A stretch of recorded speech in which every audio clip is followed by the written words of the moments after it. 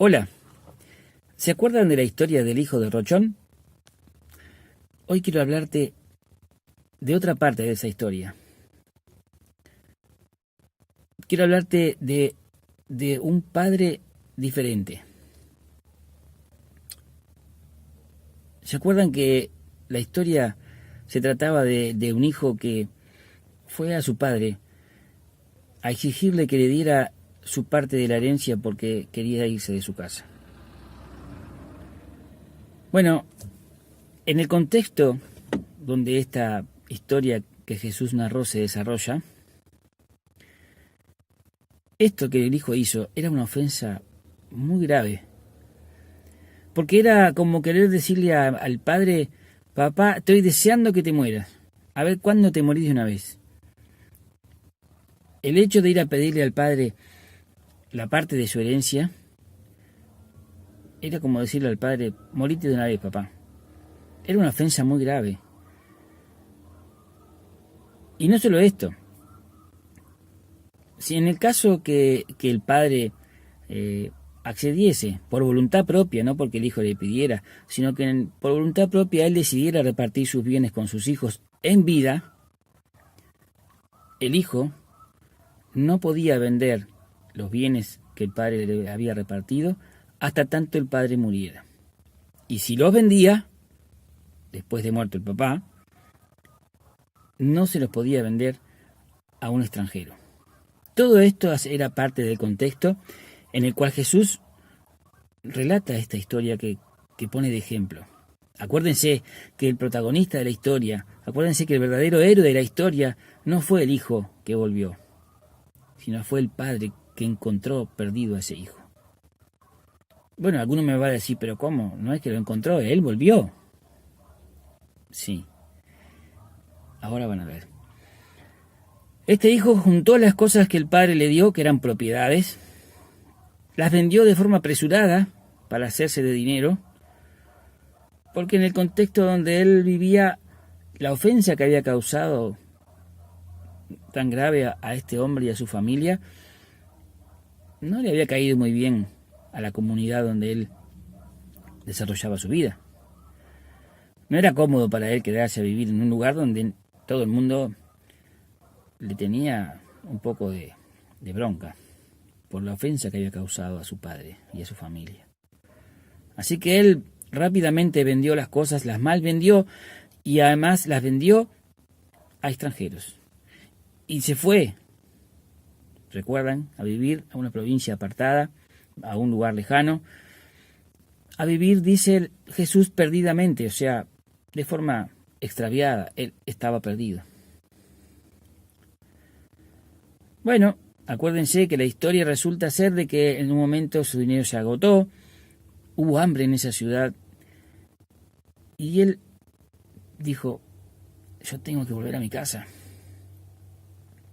Pero empezó a buscar un trabajo para poder recuperar el dinero que había perdido. ¿Por qué?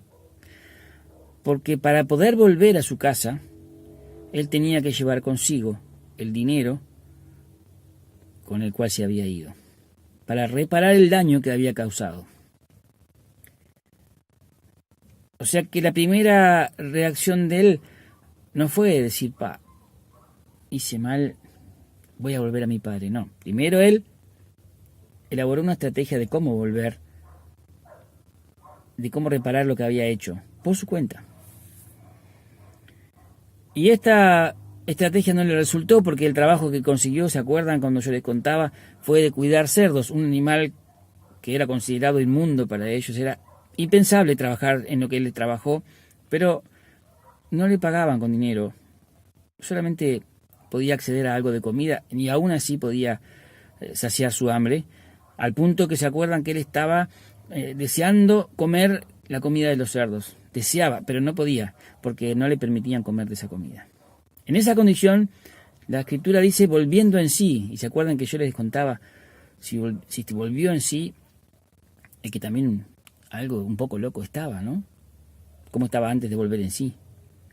Pero también, estudiando esta parábola, uno puede observar que parte de la traducción podría querer decir también, no volviendo en sí de que estaba loco, sino y que ahora reacciona, sino que también quiere decir pensando consigo mismo, o sea, reflexionando dentro de sí. Entonces, esto nos da otra visión de esta historia maravillosa, porque hay tantos ángulos donde mirarla. Y todos esos ángulos nos llevan a poder considerar el corazón infinitamente misericordioso de Dios. Entonces este muchacho, pensando consigo mismo, dijo, no, acá no va a funcionar esto, no voy a conseguir nunca la plata para volver a mi casa. Voy a ir a mi padre y le voy a decir, haceme como uno de tus jornaleros. Es decir, dame trabajo y yo te voy a pagar lo que te robé. Yo te voy a pagar la ofensa que te causé. Yo voy a reparar el daño, yo lo voy a reparar. Yo tengo un plan. Y con esa idea en su cabeza, volvió a su casa. Y esta historia maravillosa cuenta que el padre, cuando lo vio de lejos, cuando lo vio a lo lejos, lo divisó su silueta, o de alguna manera se dio cuenta que era él, corrió hacia él. Ahora déjenme contarles todo lo que está involucrado en esta escena porque es precioso. Para el hijo poder volver a la aldea, debía pasar por una ceremonia que se llama la ceremonia Quetzazá. Esta ceremonia se trataba de que el pueblo, todo el pueblo, juntaba en una gran vasija de barro nueces quemadas. Y cuando este muchacho regresaba, este muchacho que había ofendido a su familia regresaba al pueblo, el pueblo entero rompía esa olla delante de él y gritaba, este hombre es apartado de su pueblo. Y a partir de allí nadie le dirigía la palabra. Nadie podía tener contacto ni relación con él. Era excluido totalmente por la ofensa que había causado. Y el padre, sabiendo esto, en vez de esperar que atravesara por todo el pueblo y sufriera esta ceremonia, que era justo que la recibiese, corrió hacia él. Ahora, el padre era un hombre en la ciudad importante, de mucho dinero. Y los hombres como él no corrían, porque era indigno, era humillante para un hombre así correr. Tenía que levantar las faldas de su túnica para poder correr y descubrir parte de sus piernas. Era humillante. El padre se humilló y corrió hasta ese hijo y delante de todo el pueblo lo abrazó y lo besó para mostrar que él estaba reconciliado con su hijo. Ahora, fíjense que en la historia Jesús cuenta que este muchacho no había dicho una sola palabra antes que el padre lo abrazase y lo besara. Cuenta que él no estaba limpio. El padre no dijo, bueno, primero limpiate, primero pedime perdón. Tampoco el padre hizo lo que hubiese hecho yo. Porque nosotros tenemos una imagen de Dios creada a nuestra propia imagen y semejanza. Y nosotros somos crueles.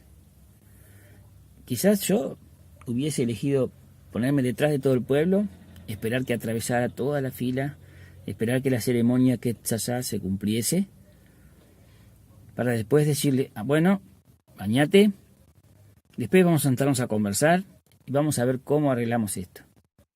Pero el padre qué padre, corrió hacia su hijo, lo besó, lo abrazó.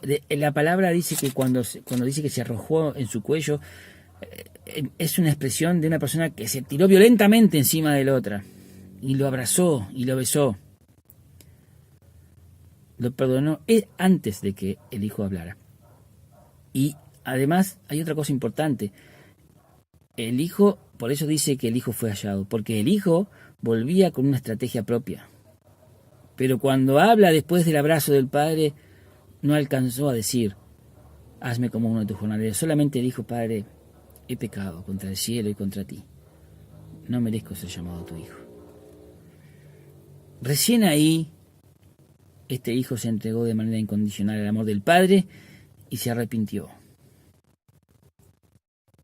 Porque el amor del padre derritió su corazón. El amor del padre lo convenció.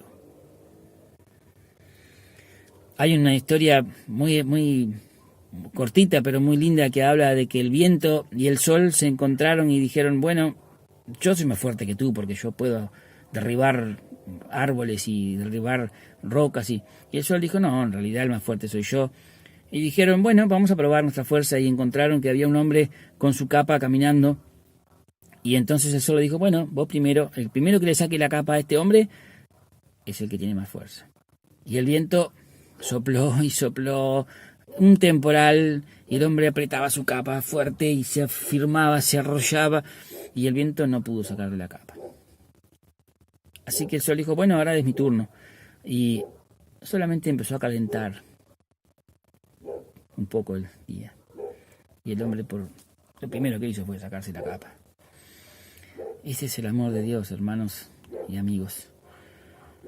Es un amor inconmensurable que nos abraza de forma inexplicable, que no se fija en nuestra condición, que no importa lo que hayamos hecho, pero que nos convence de tal manera de venir a Él, sabiendo que en Él vamos a encontrar un abrazo y un beso y un amor de Padre.